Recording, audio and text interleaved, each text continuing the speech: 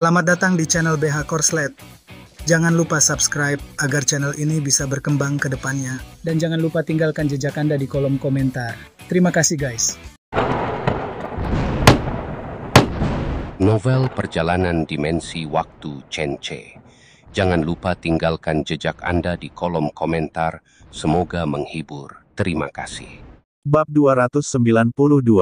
Meskipun Zhang bersaudara juga berasal dari Chengzu, mereka bukanlah orang Zhou murni, melainkan darah campuran. Ayah mereka adalah seorang Qiang. Lebih dari 20 tahun yang lalu, orang-orang Qiang turun untuk merampok gunung. Belakangan, Nyonya Zhang mengandung ketiga bersaudara tersebut. Tentu saja, dia tidak bisa mengangkat kepala sebagai manusia di desa. Meskipun ibu mereka adalah korbannya, penduduk desa tetap tidak bisa mentolerir mereka dan mengusir Nyonya Zhang yang sedang hamil ke pegunungan. Mengantar ibu hamil yang sudah hamil beberapa bulan ke gunung hampir sama dengan membunuhnya. Seorang pria bernama Gouwa diam-diam membantunya. Dia juga pengagum Nyonya Zhang. Gouwa bahkan membantu Nyonya Zhang melahirkan. Nyonya Zhang benar-benar beruntung. Dia melahirkan di pegunungan dan dibantu oleh orang yang tidak memiliki pengalaman sama sekali. Dia tidak mengalami persalinan yang sulit dan merasakan rasa sakit apapun. Hanya saja Nyonya Zhang mempunyai kebencian di hatinya. Kebenciannya bukan terhadap orang Qiang, tapi terhadap penduduk desa. Oleh karena itu, dia menanamkan pada ketiga bersaudara tersebut gagasan, bahwa alasan mengapa mereka menjalani kehidupan yang menyedihkan adalah kesalahan penduduk desa. Dia memberitahu anak-anaknya bahwa jika mereka mampu di masa depan, mereka harus membalaskan dendam kepada penduduk desa. Ketika mereka berumur 7 tahun, saat bekerja di pegunungan, Nyonya Zhang secara tidak sengaja jatuh dari tebing dan meninggal. Ketiga bersaudara Zhang diselamatkan oleh seorang pendeta Tao yang lewat, mengajari mereka cara untuk memperkuat tubuh mereka dan pintu menuju pengembangan diri, memungkinkan mereka mengembangkan kemampuan mereka sendiri. Tanpa diduga, sang pendeta Tao salah paham dan mengira dia telah menyelamatkan 3 anak yatim piatu yang tidak bersalah, namun tanpa diduga dia membesarkan 3 anak serigala. Ketika Zhang bersaudara menguasai keterampilan mereka, mereka pertama kali berlatih dengan seorang pendeta Tao. Mereka bertiga bekerja sama untuk mengalahkan pendeta Tao yang telah membesarkan mereka selama bertahun-tahun hingga mati. Gouwa, yang sudah seperti paman mereka sendiri, juga dibunuh oleh mereka saat mengajak Gouwa makan malam. Belakangan, ketiga bersaudara itu juga menumpahkan darah di desa tersebut. Desa itu kecil, tapi ada lebih dari 100 orang di sana, yang diracun dan dipukuli sampai mati oleh 3 bersaudara, untuk membalaskan dendam ibu mereka karena diusir dari desa. Belakangan, ketiga orang ini secara alami diasuh oleh pemerintah.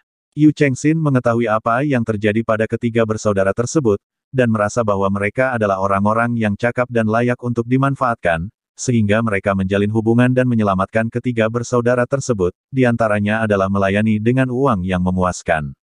Ketika Yu Chengxin kembali ke rumahnya, dia segera memanggil Zhang bersaudara. Tidak lama kemudian, 3 pria yang terlihat persis sama dan memiliki sosok yang sama masuk.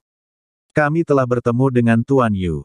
Mereka bertiga terlihat sangat rendah hati, tetapi mereka juga seperti ini ketika berhadapan dengan pendeta Tao pengembara yang membesarkan mereka dan juga paman mereka, Gouwa. Mereka terlihat jujur dan ramah, serta senyum mereka manis dan menular. Mereka terlihat seperti 3 penduduk desa yang jujur. Tapi semua ini hanyalah kamuflase mereka. Mereka seperti 3 ular berbisa, mereka dapat memilih seseorang untuk menggigitnya kapan saja mereka pikir waktunya tepat. Tidak perlu terlalu sopan, Zhang bersaudara, kalian harus sangat berterima kasih kepadaku. Aku baru saja meminta pekerjaan untuk kalian di depan Tuan Gao, dan kalian akan mendapatkan kesenangan tanpa akhir. Yu Chengxin menggambar kue untuk ketiga bersaudara itu. Ketiga bersaudara itu segera berlutut dengan penuh kegembiraan, membungkuk untuk berterima kasih kepada Yu Chengxin atas kebaikannya, dan bahkan mengucapkan beberapa kata terima kasih yang sangat tulus. Namun, kata-kata terima kasih ini sebagian benar dan sebagian lagi salah, dan mereka bersaudara yang satu-satunya mengetahuinya. Yu Chengxin sangat puas dengan reaksi mereka, jadi dia memberitahu mereka tentang misi membunuh Chen Che. Ketika mereka bertiga mendengar bahwa itu adalah pembunuhan, minat mereka tiba-tiba meningkat. Tanpa membuat rencana, Zhang bersaudara hanya berkata kepada Yu Chengxin, "Jangan khawatir, Tuan Yu, akan ada kabar baik dalam 3 hari." Hahaha, Kalau begitu aku akan menunggu kabar baik kalian. Ketiga orang itu meninggalkan Yu Mansion dan langsung menghilang seperti 3 tetes air. Mereka juga sangat mampu berbaur dengan masyarakat dan berbaur dengan orang banyak. Meski ketiga orang tersebut memiliki kepribadian yang ekstrim, mereka juga tahu bahwa memiliki orang yang besar di belakang mereka adalah hal yang baik bagi mereka.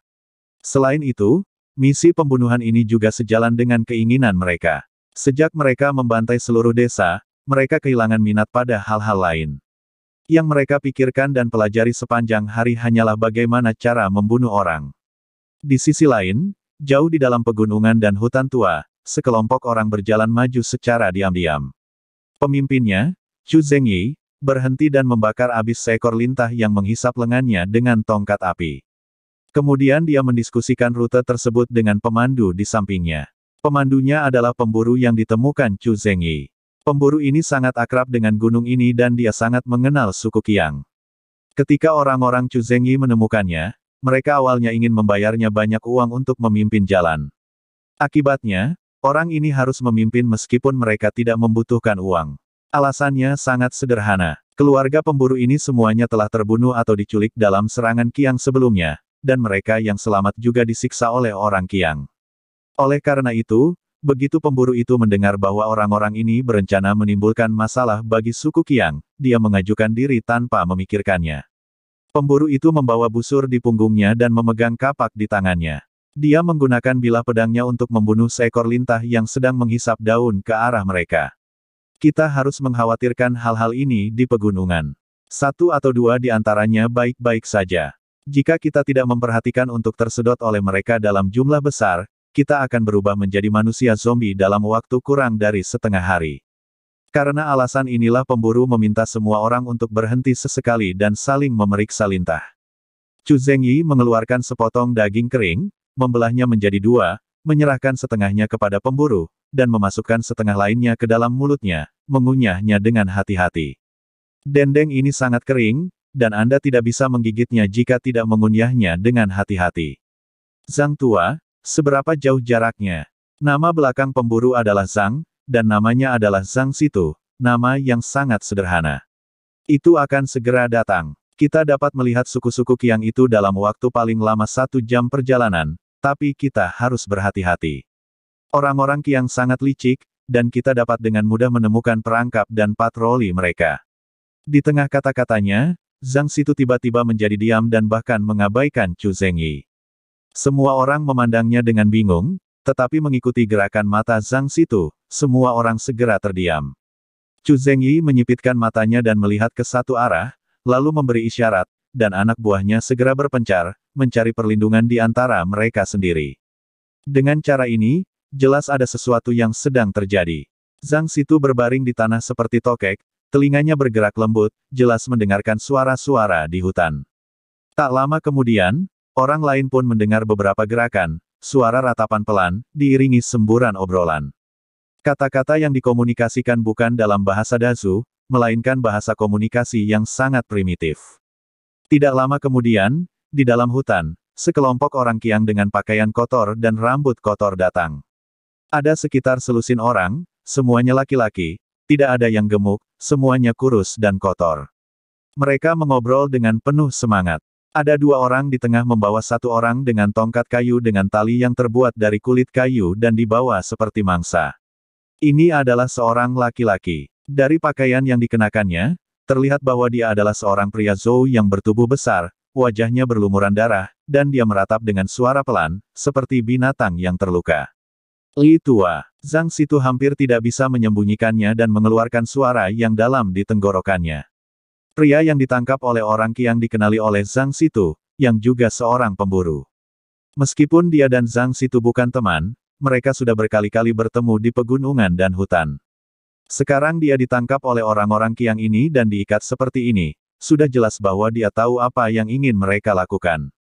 Chu Zengyi menyipitkan matanya dan melihat ke arah orang-orang Qiang yang perlahan mendekat. Dia memberi isyarat, dan orang-orangnya segera mengerti, dan lebih dari selusin busur segera siap. Saat mereka semakin dekat, ketika jarak antara mereka kurang dari 20 meter, tiba-tiba, seorang pria Qiang yang memimpin berhenti dan mengendus-endus keras, jelas mencium sesuatu di udara. Dia segera meminta orang lain untuk berhenti, dan kemudian mengambil senjata mereka dengan waspada. Sebagian besar senjata mereka terutama tombak dan busur, dan dilihat dari mata panah mereka yang menghitam, dapat disimpulkan bahwa semua senjata ini beracun. Jika terkena atau tergores, pasti bisa terbunuh dalam satu pukulan. Namun, meski respon mereka cepat, itu sudah terlambat. Tembak, mengikuti seruan mendesak Chu Zengyi, lebih dari selusin anak panah segera terbang. Segera, teriakan orang-orang Qiang terdengar di hutan, tetapi beberapa orang Qiang yang tidak terkena panah justru melompat ke arah Chu Zengyi dan yang lainnya dengan berani. Apakah kamu begitu berani? Chu Zengyi mencabut pedangnya, lalu menebas pria Qiang yang memimpin, langsung memotong dia dan tombaknya menjadi beberapa bagian di tanah. Dia masih meraung keras dan merangkak dengan tangannya dengan kekuatan terakhir, seolah dia ingin merangkak di depan Chu Zengyi dan menggigitnya. Chu Zengyi menusuk lagi dan membelah kepalanya. Hanya ketika Chu Zengyi ingin membunuh orang lain lagi, dia mendongak dan menyadari bahwa pertempuran sebenarnya telah berakhir. Bawahannya sangat kuat, dan dengan banyaknya orang-orang Qiang ini belum bergegas mereka sudah mati. Zhang Situ berjalan menuju Lao Li yang diikat dan memotong tali kulit kayu dengan pisau ungu. Lao Li, ini aku, bagaimana keadaanmu? Zhang Situ menamparkan wajah Lao Li, dan Lao Li perlahan membuka matanya, wajahnya pucat. Zhang, aku tidak bisa bertahan hidup. Apakah kamu membawa seseorang untuk menyelamatkanku? Terima kasih. Sebelum Lao Li menyelesaikan kata-katanya, dia menghembuskan nafas terakhirnya, mati total. Zhang Situ menghela nafas, matanya merah, dan dia sedih atas kematian kelinci dan rubah. Sebagai seorang pemburu, dia juga berpikir bahwa dia akan bertemu dengan orang-orang Qiang suatu hari nanti, tetapi baru dia melihat Lao Li, Zhang Situ tahu masalah ini sangat kejam. Orang-orang Qiang sialan, aku akan membunuh mereka semua. Zhang Situ memikirkan keluarganya yang hilang lagi. Chu Zengyi menepuk pundaknya dari belakang, jangan khawatir, kali ini, ikuti kami, membunuh orang Qiang dan membalas dendam kerabatmu. Zhang Situ mengangguk dengan berat, lalu mendapatkan kembali suasana hatinya, dan memimpin semua orang untuk terus menuju pegunungan yang dalam dan hutan tua. Setelah berjalan kurang dari 1 jam, semua orang tiba-tiba melihat cahaya, dan sebuah desa yang dibangun di atas gunung muncul di depan semua orang. Bab 293. Asap mengepul dari tungku batu, anak-anak di desa berlarian dan tertawa, pemandangannya bagaikan surga. Namun pemandangan desa pegunungan yang begitu damai membuat orang tidak bisa mengapresiasinya sama sekali. Chu Zengyi dan yang lainnya sedang berjongkok di celah gunung, mengamati suku Qiang dengan cermat. Ini adalah suku kecil, tetapi diperkirakan ada ribuan orang, tua dan muda, pria dan wanita, tetapi sebagian besar pria sebenarnya tidak ada di sana. Mereka seharusnya seperti kelompok orang yang baru saja ditemui Chu Zengyi dan yang lainnya, pergi berburu mangsa. Selain hewan di pegunungan dan hutan, objek yang mereka buru sebagian besar adalah masyarakat dinasti Zhou di luar. Bagi masyarakat Qiang, cita rasa masyarakat Dazhou jauh lebih enak dibandingkan dengan hewan di pegunungan dan hutan. Jenderal, datang dan lihat tempat ini. Xiao Hu tiba-tiba datang dan menyapa Chu Zengyi. Chu Zengyi sedikit terkejut dan berbalik ke arah Xiao Hu. Xiao Hu membawanya ke sebuah lubang tidak jauh dari sana. Lubang ini seharusnya adalah lubang pembuangan. Lubang itu dipenuhi berbagai tanaman merambat dan rumput liar, dan berserakan tidak teratur tulang di atasnya. Tulang putih ini ada ratusan, baik tengkorak hewan maupun manusia, sangat mudah dikenali, jumlahnya ratusan. Chu Zengyi menyipitkan matanya dan melihat semua ini, dan saudara-saudara di sekitarnya sudah dipenuhi amarah. Suku Qiang bajingan, kita sudah lama tahu bahwa orang Qiang bukanlah apa-apa, tapi kita tidak menyangka mereka begitu tidak berguna. Sungguh bajingan, mereka sebenarnya membunuh begitu banyak orang. Ini bukan lagi soal pembunuhan. Sepertinya semuanya sisa setelah dimakan. Lihat tengkorak-tengkorak itu. Tengkorak-tengkorak itu semuanya kosong. Apa maksudnya ini? Artinya mereka memakan semua otak orang-orang ini. Binatang, sungguh binatang. Semua orang mengutuk dengan suara rendah. Chu Zengyi menarik napas dalam-dalam, lalu berbalik dan pergi. Tidak ada yang perlu dikatakan lagi. Bunuh semua orang di desa ini, pria, wanita, tua dan muda. Angkat kepala mereka dan kumpulkan menjadi satu tumpukan. Hanya membunuh, yang bisa menghilangkan kebencian di hati Chu Zengyi dan yang lainnya. Balas dendam pun dilakukan setengah jam kemudian. 50 orang itu dibagi menjadi 10 kelompok, masing-masing beranggotakan 5 orang dalam satu tim, dan bergegas masuk ke desa dari beberapa arah. 50 prajurit yang tangguh dalam pertempuran memasuki sebuah desa dan mulai membantai mereka. Tiba-tiba, jeritan terdengar di seluruh desa. Anak-anak yang berlarian secara acak, tetapi anak panah sepertinya memiliki mata, dan secara akurat ditembakkan ke tubuh mereka dari belakang. Chu Zengyi seperti pisau yang sangat tajam, dia bergegas ke desa dan memulai pembantaian yang fatal. Setiap orang yang dia lihat, apakah mereka pria atau wanita, tua atau muda, dicincang dengan satu pisau. Ketika Chu Zengyi membunuh orang, korbannya hampir tidak pernah melawan lagi, karena dia menyerang dengan sangat keras, dan dia tidak berpikir ada orang yang bisa selamat setelah ditusuk olehnya. Jika ada, maka pihak lain beruntung. Di suku Qiang, ketika perempuan dan anak-anak diserang, mereka tidak berbeda dengan orang biasa di dinasti Zhou. Oh, ada perbedaan juga. Anak-anak di suku Qiang, meskipun mereka baru berusia beberapa tahun, tidak peduli betapa takutnya mereka ketika menghadapi serangan, mereka masih berani melompat keluar dan meneriaki Chu Zengyi dan yang lainnya, tapi sayangnya, tidak peduli seberapa besar mereka berteriak, tidak ada gunanya bersuara, mereka langsung dibunuh dengan pisau seseorang.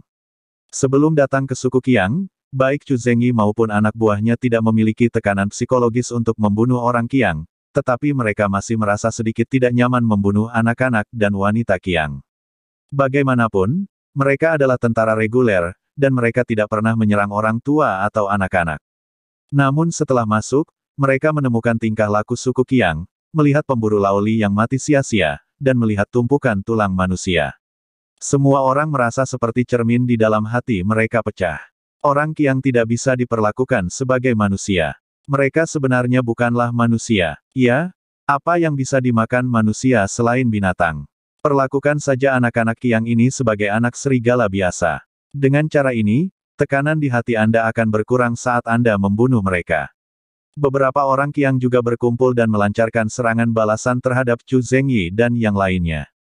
Keberaniannya luar biasa, dan formasinya sangat mengesankan.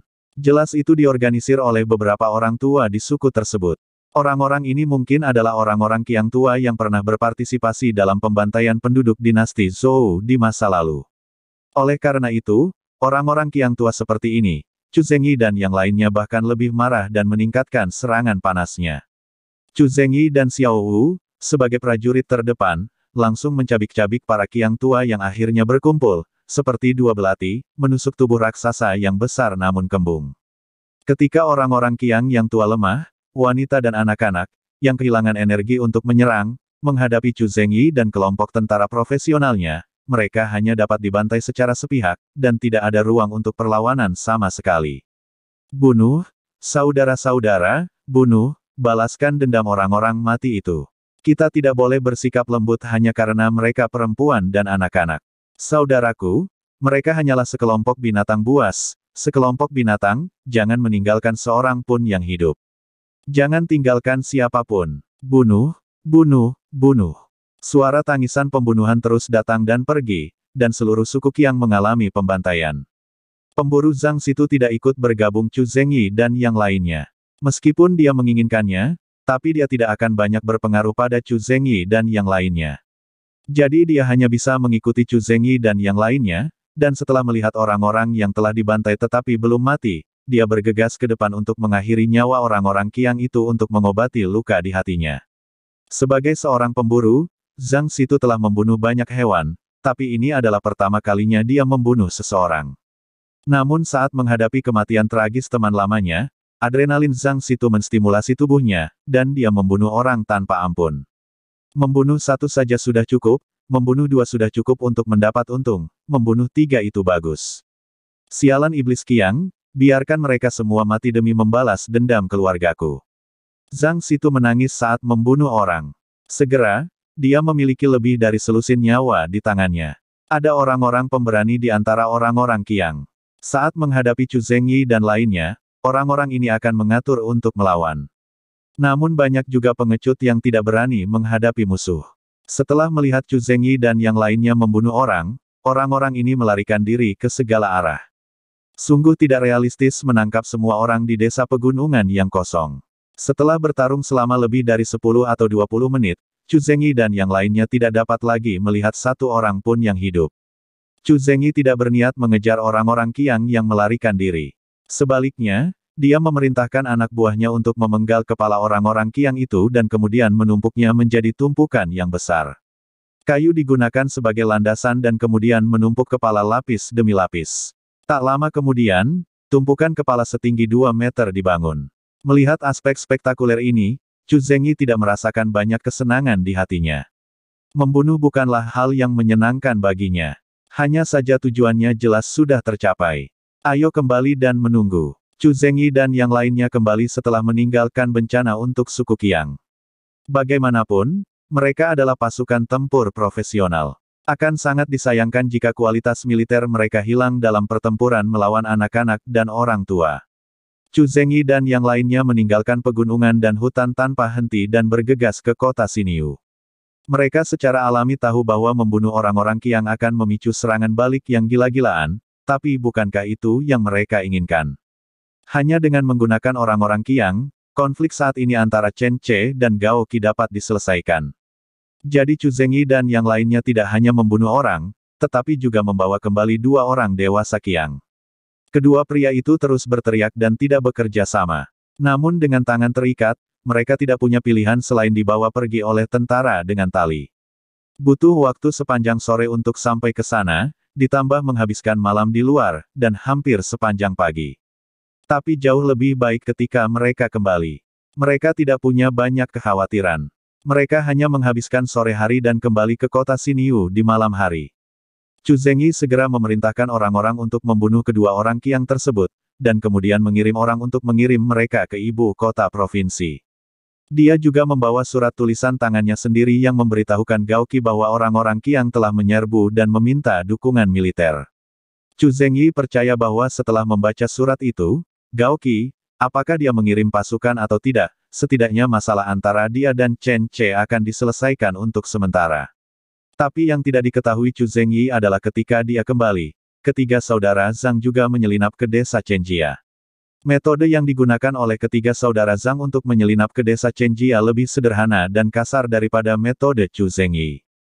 Chu Zengyi juga meminta saudaranya untuk berlindung, lalu dia menyelinap masuk dengan tenang.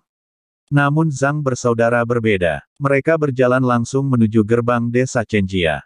Masih banyak penjaga yang menjaga pintu gerbang desa Chenjia, dan sekarang sudah ada pagar besi, yang mau masuk hanya bisa masuk melalui pagar besi, artinya harus mendapat persetujuan orang yang ada di dalamnya.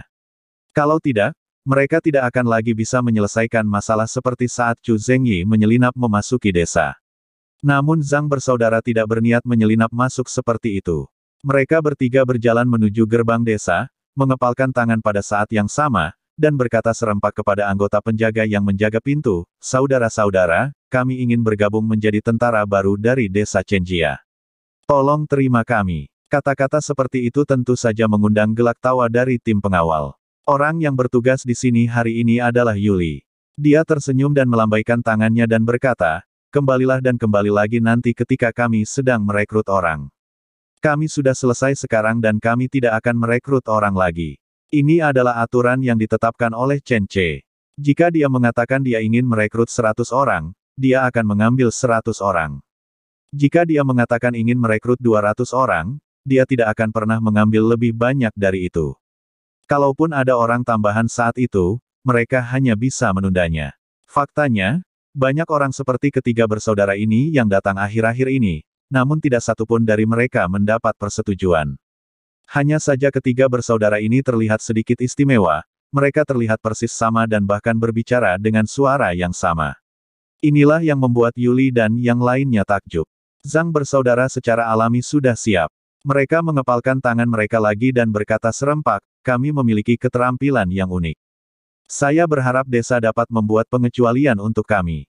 Yuli bingung, skill unik apa yang bisa kalian miliki? Apakah desa akan membuat pengecualian untuk Anda? Apakah Anda terlalu memikirkan diri sendiri?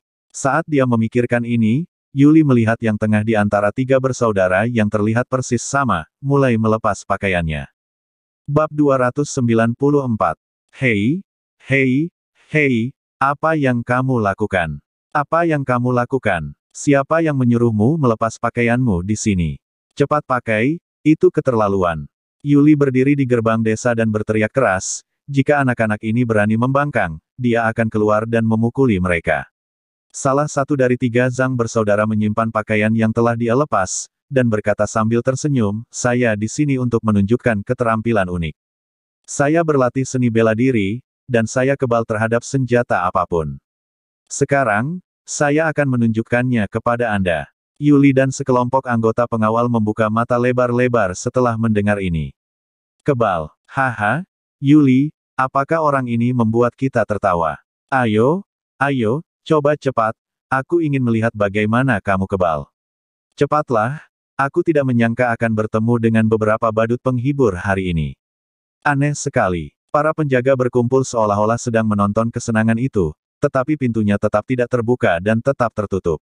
Zhang bersaudara juga tidak ragu-ragu. Sekarang setelah mereka bergerak, mereka harus terus seperti ini. Anak sulung dari Zhang bersaudara yang sudah tidak memakai baju, berteriak keras dan membuat gerakan kungfu horizontal.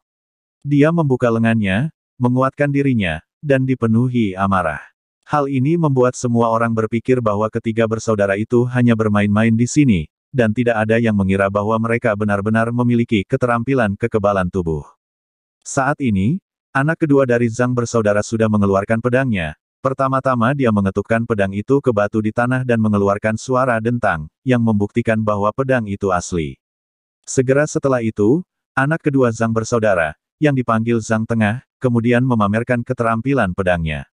Gerakannya sangat halus dan keterampilan pedangnya sangat terampil. Keterampilannya terlihat dari cara dia mengayunkan pedang dan menggerakkan lengannya. Senyuman Yuli menjadi serius. Dia tidak tahu bagaimana kekebalan tubuh dari anak sulung Zhang bersaudara, tapi saudara kedua atau Zhang Tengah ini memang memiliki beberapa keterampilan. Dengan serangkaian keterampilan pedang ini, di seluruh desa Chenjia, kecuali Chen Wu dan Qiu Yaoer, tidak ada orang lain bisa mempunyai keterampilan seperti itu. Yang lain masih tidak tahu apa tangan dan mata mereka, dan mereka masih berteriak. Kali ini, Zhang Tengah berteriak, tiba-tiba berbalik, dan menebas punggung saudara sulungnya yang sudah mengambil posisi. Terdengar dentang seolah-olah dipukul pada alat besi, dan bilah pedangnya justru mengeluarkan percikan api saat menebas tubuh Zhang sulung. Setelah Zhang Tengah memberikan tebasan kemudian berjalan pergi. Pada saat ini, Zhang sulung berteriak, menarik lengannya, dan menjulurkan punggungnya, memungkinkan orang lain untuk melihat dengan jelas apa yang terjadi di punggungnya, tidak ada kulit terbuka karena luka tebasan pedang. Orang baik, apakah itu benar-benar tidak melukainya? Saya baru saja mendengar bunyi dentang, seperti suara besi. Terbuat dari apa punggung orang ini? Apakah dia benar-benar kebal? Luar biasa, ini bakat yang luar biasa. Aku ingin tahu apakah panah kita bisa menembus tubuhnya. Satu lagi. Semua orang mulai berteriak, dan kali ini, orang-orang yang membeli sayuran di pasar juga berlarian untuk menyaksikan kegembiraan tersebut. Seperti rombongan jugling, kedua saudara Zhang terus tampil. Yang satu memiliki keterampilan pedang yang sangat bagus, dan yang lainnya memiliki keterampilan tubuh yang kebal. Kakak kedua Zhang juga mendengarkan pendapat semua orang. Dia tidak hanya memotong dengan beberapa pedang dan pisau, tetapi dia juga tidak hanya menggunakan punggung Zhang Tengah untuk dipotong, tetapi juga memukul bagian depan tubuhnya, lengan, paha dan tempat lainnya dengan beberapa pisau. Suara dentang terdengar seperti besi yang dipukul, dan meskipun wajah Zhang sulung memerah karena menahan, dia jelas menggunakan energinya untuk melawan. Tapi itu benar-benar tidak mematahkan pertahanannya. Yuli mengedipkan mata pada saudaranya dan menyuruhnya segera memberi tahu tuannya. Yuli ingin mempertahankan bakat seperti itu, tapi tentu saja tuannya lah yang harus membuat keputusan akhir dalam masalah seperti ini. Setelah istirahat seharian, Chen Ce sekali lagi mencurahkan semangatnya pada kelas senjata. Setelah usaha mereka, panah tempat tidur telah resmi diteliti. Yang hilang sekarang adalah pertarungan sebenarnya. Ketika anggota tim pengawal datang, Chen Ce sedang memoles salah satu bagian. Tuan, ada 3 orang di luar. Mereka adalah kembar 3 yang identik. Mereka menampilkan keterampilan unik mereka di pintu masuk desa. Salah satu dari mereka sangat terampil dan memiliki keterampilan pedang yang indah, dan yang lainnya bahkan lebih luar biasa, sebenarnya memiliki tubuh yang tidak bisa dihancurkan. Pedang baja itu mengenai tubuhnya, mengeluarkan suara dentang. Itu sangat kuat sehingga Yuli memintaku untuk datang, dan memintamu untuk melihat apakah orang seperti itu bisa bergabung dengan tentara kita. Chen Ce tertegun sejenak, apakah itu seperti film King Kong yang tidak bisa dihancurkan? Ia langsung teringat akan pertunjukan jalanan yang pernah ia lihat semasa kecil. Orang-orang itu juga menggunakan pisau dan pedang untuk memotong dan menusuk tenggorokan dengan batang baja, dan mereka tidak berhenti hingga batang baja tersebut bengkok. Kung Fu itu kerja keras, tapi ini hanyalah trik yang digunakan di jalanan untuk menipu orang. Mereka bisa menipu orang dahulu, tapi mereka tidak bisa menipu Chen Ce yang datang dari zaman modern. Bagi Chen Ce, cara ini sebenarnya bukanlah hal baru. Aku sibuk di sini, jadi aku tidak akan pergi ke sana. Beritahu Yuli dan biarkan dia mengambil keputusan sendiri. Jika menurutnya ketiga orang ini bisa tinggal dan bergabung, maka mereka akan tinggal. Chen Ce bahkan tidak mengangkat kepalanya dan terus sibuk dengan pekerjaannya. Orang-orang di tim pengawal berkata, "Oh," lalu berlari kembali untuk melanjutkan hidup mereka. Segera, berita itu menyebar kembali ke Yuli. Saat ini, jaraknya sudah lebih dari 10 menit. Ketiga Zhang bersaudara telah tampil. Tubuh luar Zhang bersaudara hampir hancur dalam memainkan kungfu.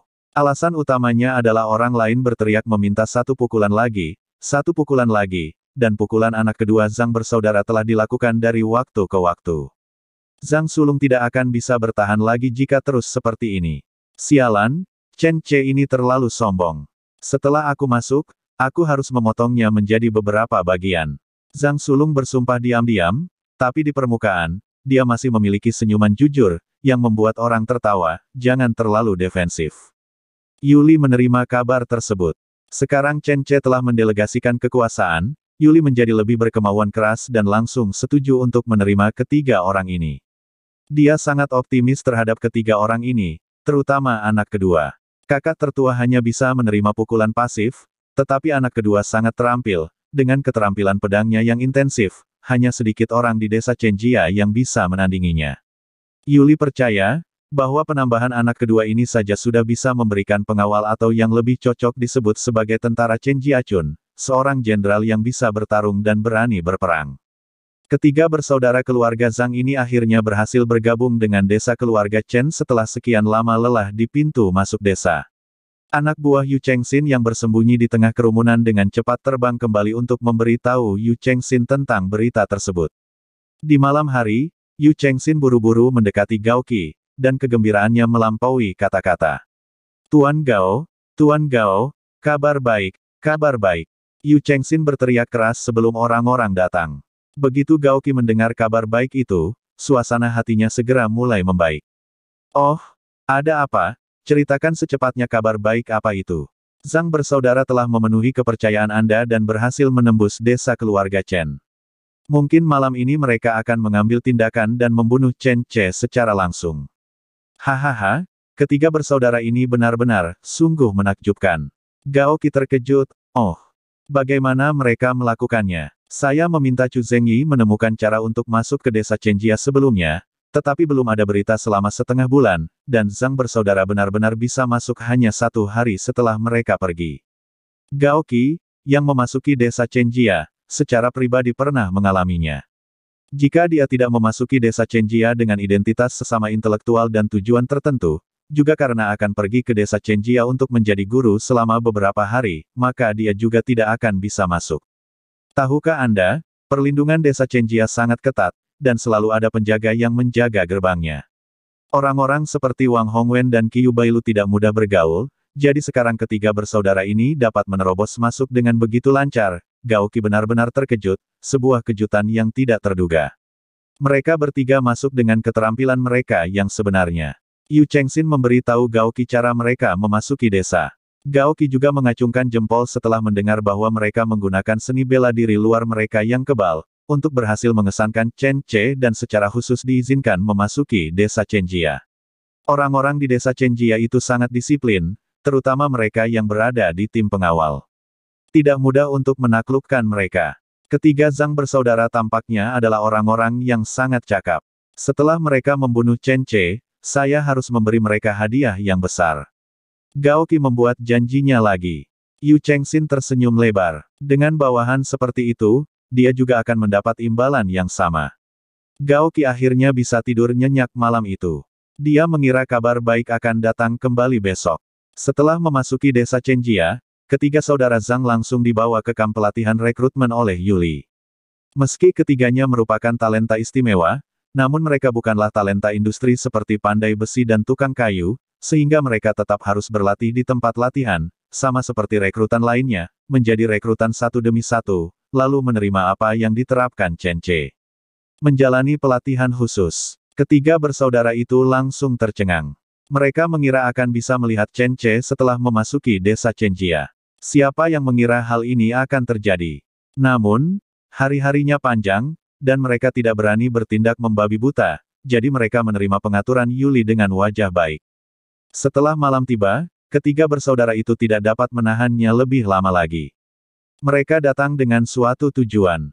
Mereka ingin menyingkirkan Chen Ce secepatnya dan kemudian kembali menikmati kejayaan dan kekayaan yang dijanjikan Gao Qi. Jika Chen Ce tidak datang menemui mereka, mereka berencana untuk bertemu langsung dengan Chen Ce. Sebelum mereka datang, mereka sudah mendapatkan peta desa Chenjia dari Gao Qi. Mereka tahu bahwa rumah Chen Ce berada di belakang akademi, dan mereka hanya perlu menemukan akademi tersebut. Desa Chenjia sekarang sudah berkembang lebih besar, dan akademinya sangat mewah dan tinggi, jadi cukup mudah untuk menemukan akademi tersebut. Pada malam hari, ketiga bersaudara itu tertidur di lantai asrama yang baru ditata sesuai aturan. Asramanya adalah ruangan besar, yang dapat menampung 15 orang. Ketiga bersaudara itu berada di pojok. Satu hal yang baik tentang ketiga bersaudara ini adalah mereka terlihat sama. Sekalipun salah satu dari mereka hilang, dua lainnya mudah membodohi orang lain. Yang pertama pergi adalah Zhang Bungsu. Orang ini tidak setinggi kakak laki-laki tertua dan kedua. Dia selalu jahat, seperti ular. Bahkan, ia memiliki beberapa ular di tubuhnya. Pada saat yang sama, setelah keluar dari asrama, ia mengambil seruling bambu dan berjalan di tepi sungai sebentar. Ia meniup seruling bambu tersebut dengan lembut beberapa saat dan berhasil menjinakkan mereka. Beberapa ular berkepala besi dan berwarna merah yang sangat berbisa. Mereka menjulurkan lidah dan otomatis bergerak mengikuti suara seruling Zhang Bungsu. Suara seruling Zhang Bungsu sangat khas, bukan jenis suara seruling yang nyaring, melainkan suara yang diredam. Suara seperti ini bagus untuk bersembunyi. Tidak mudah didengar oleh orang biasa, tapi bisa didengar oleh ular dan serangga, jadi sangat nyaman untuk memanggil mereka. Tidak lama kemudian, sudah ada lebih dari selusin ular berbisa di sekitar Zhang Laosan. Ular berbisa ini seperti anak-anaknya, mengikutinya dengan patuh dan menunggu perintahnya dengan tenang. Bersambung ke bab selanjutnya.